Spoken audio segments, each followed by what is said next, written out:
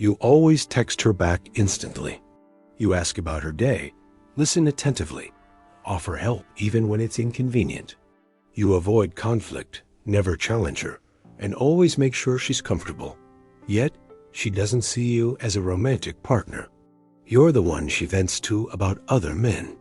You're safe, dependable, sweet, but not desirable. This is the nice guy syndrome.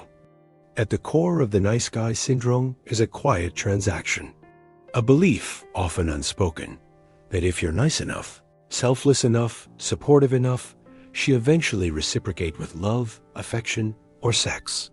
But relationships don't work like vending machines. Kindness without authenticity breeds resentment, not connection. The truth is, many nice guys aren't truly kind. They're agreeable. They've been conditioned to please. They fear rejection so deeply, they trade their truth for acceptance. They think being passive and endlessly accommodating makes them good men. In reality, it makes them invisible. What women sense, often unconsciously, is a lack of depth, edge, and polarity. Polarity is the magnetic tension between masculine and feminine energy. When you suppress your desire, your opinions, your raw self, you kill that tension. She may like you, but she won't crave you. Being nice is not the problem. Being performatively nice while masking fear, neediness, and passivity is.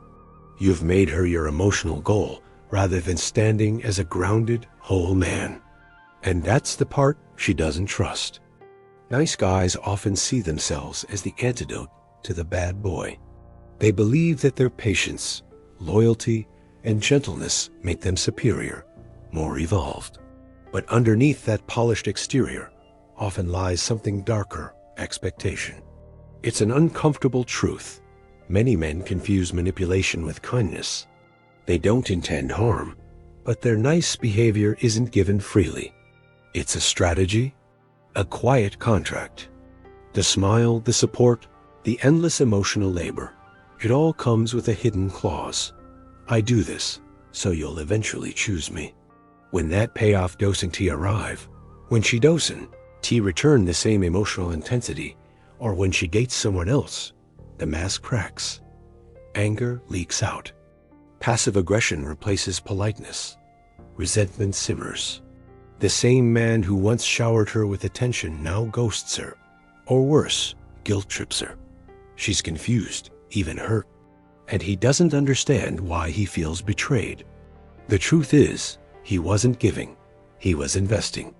And when investments don't pay off, people feel robbed.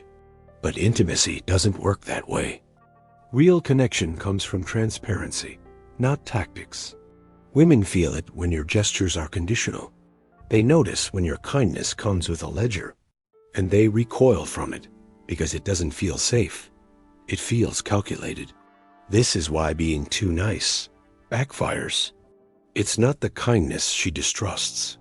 It's the lack of clarity underneath. The avoidance of risk. The fear of rejection. The unwillingness to express honest desire. Nice guys often avoid flirting because they fear making her uncomfortable. They don't lead because they don't want to seem controlling. They hesitate to initiate touch, afraid of crossing boundaries. And yet, in their hesitation, they place the entire burden of attraction and sexual energy on her. That, too, is a form of pressure. You might think you're being respectful, but to her, it feels confusing. It puts her in the driver's seat of a dynamic that I send grounded in mutual desire. Instead of being courted, she feels responsible for navigating your silent expectations. What she wants is presence, honesty, boldness without aggression, sensitivity without submission. She wants a man who isn't afraid to show who he is, including what he wants, even if that means risking rejection. So the question becomes, are you being kind because it's who you are, or because you hope it will earn you love? Women aren't repelled by kindness. They're repelled by the absence of self. The nice guy often presents as low threat. He listens, agrees, sympathizes. He keeps his opinions soft, his body language non-imposing, his needs buried. But the deeper truth is this: he doesn't take up space. Not emotionally, not physically, not energetically. He becomes a shadow of a man, always adjacent to her, never standing on his own ground. This is the masculine void, and it's what women feel, but often can't articulate. It's the strange emptiness behind the warm smile, the emotional vacuum behind the perfectly timed compliments. He's attentive, but not rooted, sweet, but not sovereign. Masculinity, at its healthiest, is not dominance, it's presence. It has the unwavering sense of, I know who I am, in a room full of noise. When that's missing, no amount of niceness can compensate. What many men fail to understand is that women are intuitive. They can read your nervous system.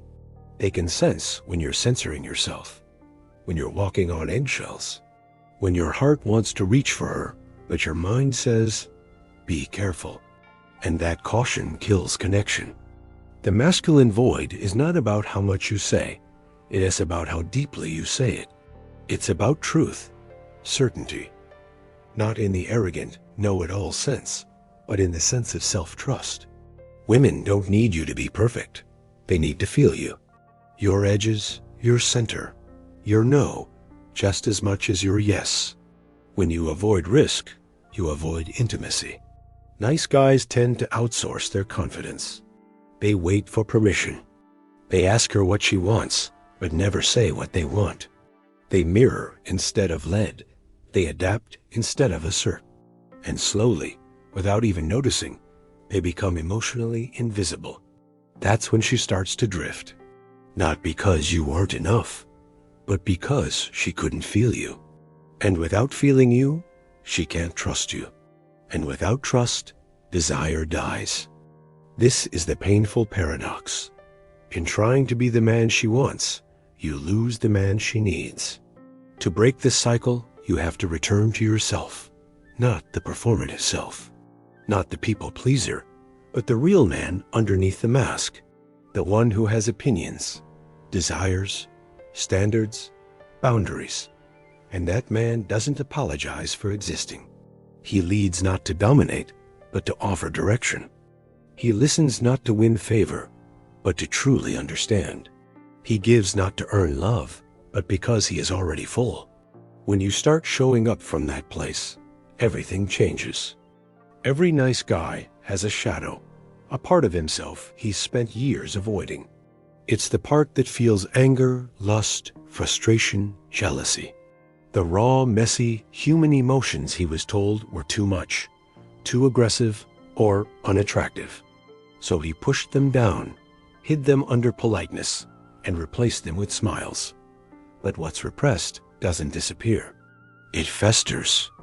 Behind every overly agreeable man is a suppressed voice, one that never got to say no, or I want this, or that hurt me.